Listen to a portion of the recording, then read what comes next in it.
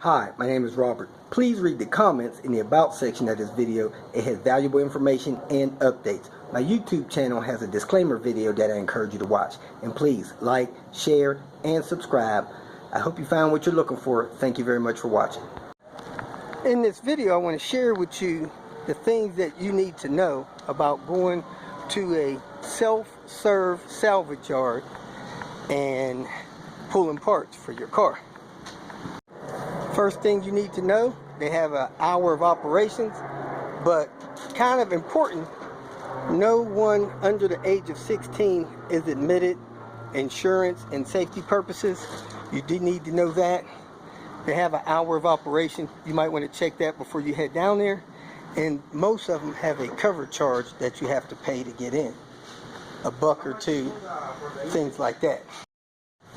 There's a website you can go to. You can go to your particular salvage yard's website. I'll show you how to do that on the computer or on your phone. Or you can go to this website here, Row 52. They database a lot of the inventory from salvage yards all over the country. So you could join this website. You can set up a profile, you can do searches there, you can set up a profile of what kind of cars you're looking for, and this website will send you notifications, and often there's pictures of the cars on there.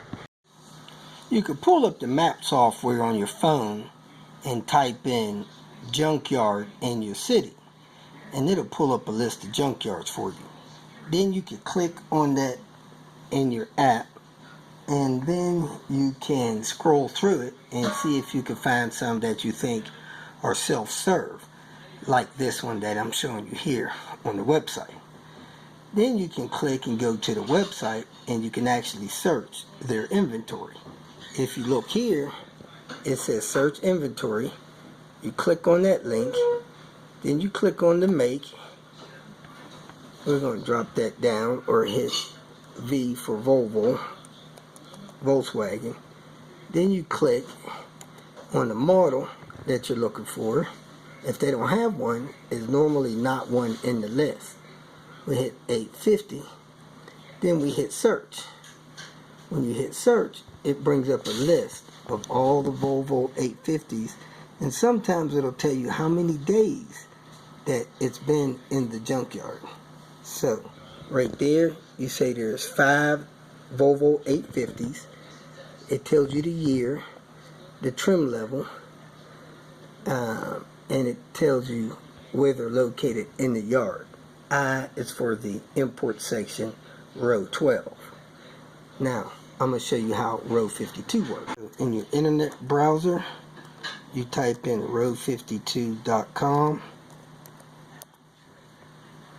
That'll take you to this.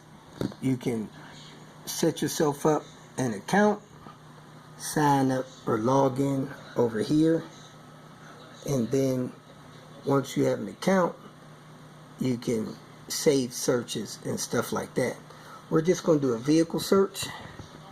We're going to search the make. I'm going to type in Volvo there. We're going to type in the model. We're going to go 850. Zip code, we're going to go to Little Rock, Arkansas, zip code 72212, within 50 miles, and we're going to hit search.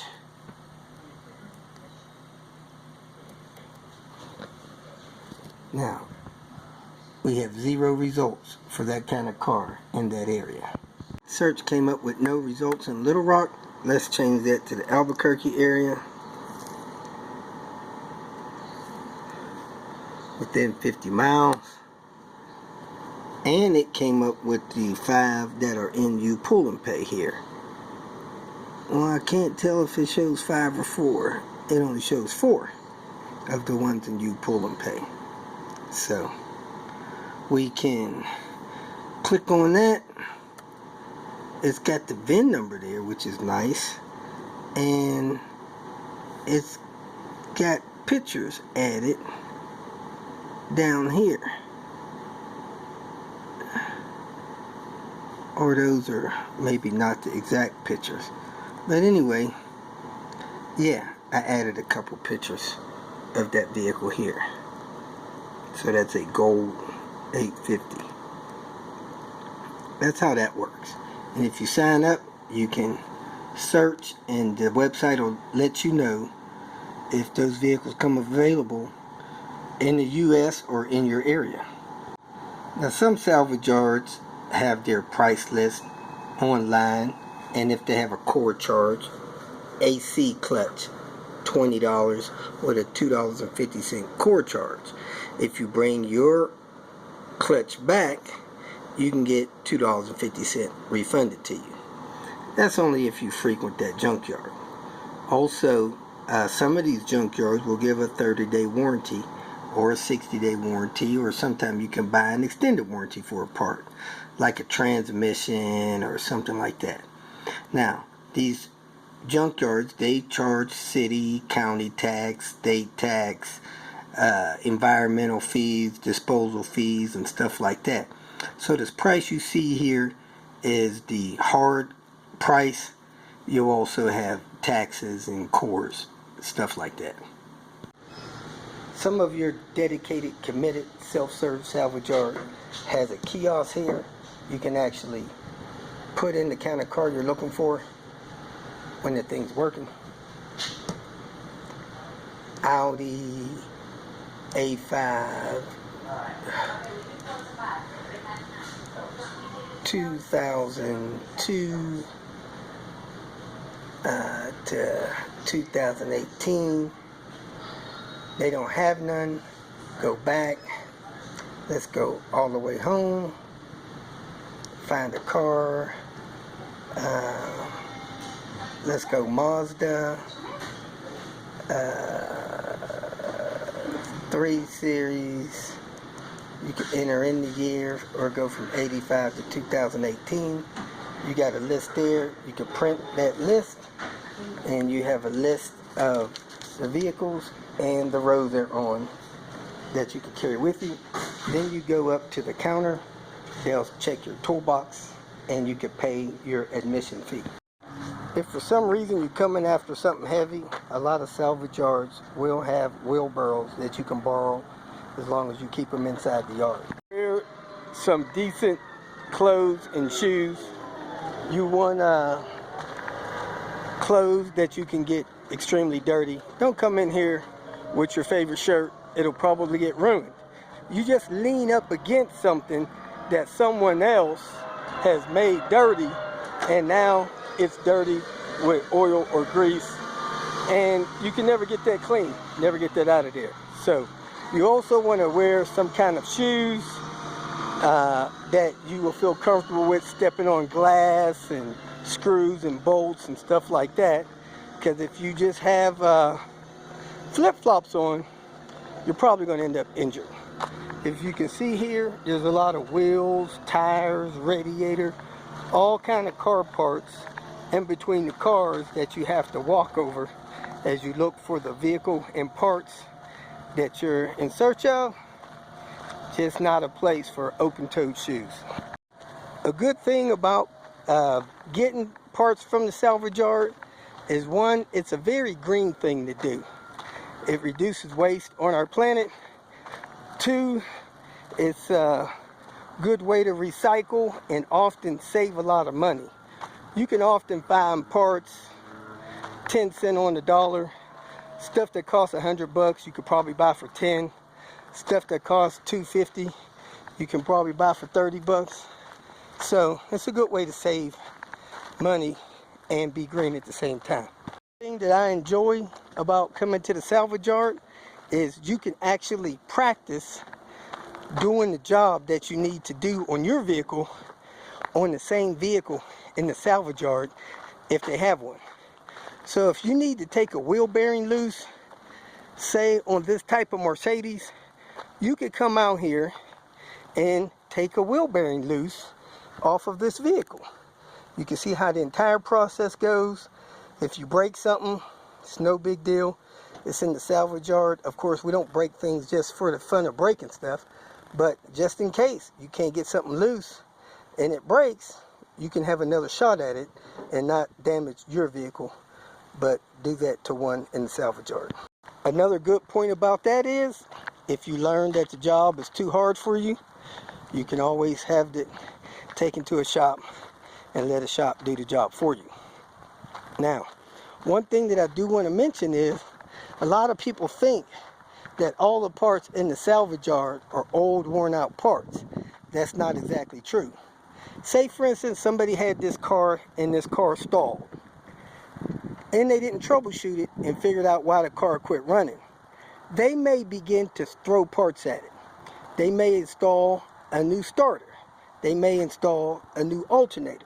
They may install new plugs, new wires, and they're installing one thing after another, and then they learn that it has a bad engine. Well, they almost never take all those new parts off. They just let it sit in their yard for a year or two, sometimes 4 or 5 years, and then they send it to the junkyard with all of those new parts on there, parts that have absolutely no wear.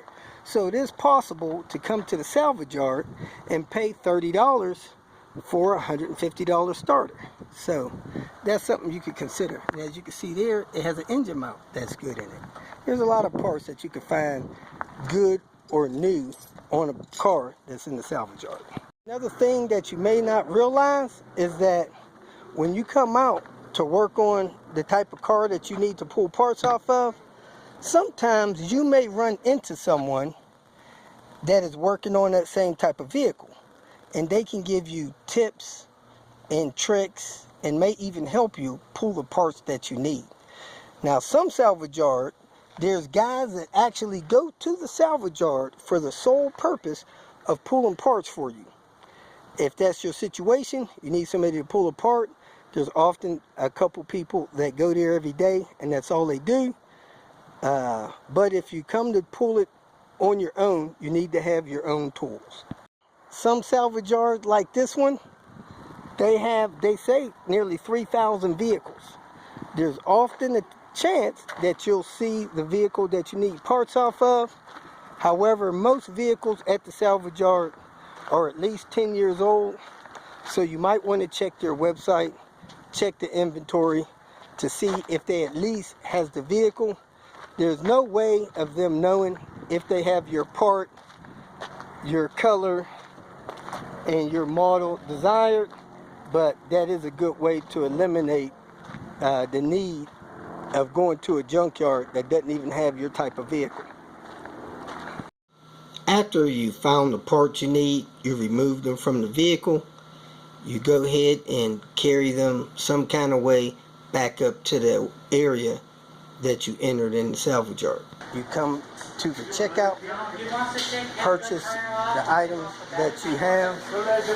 Sometimes they will give you a warranty with the part that you purchase.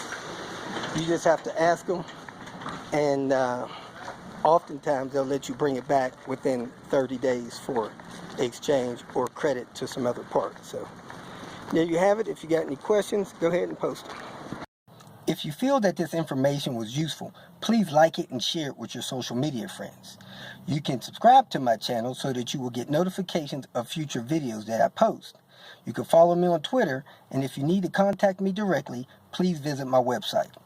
And if you have any questions, leave them below, and someone or myself will reply to them. Again, thank you very much for watching.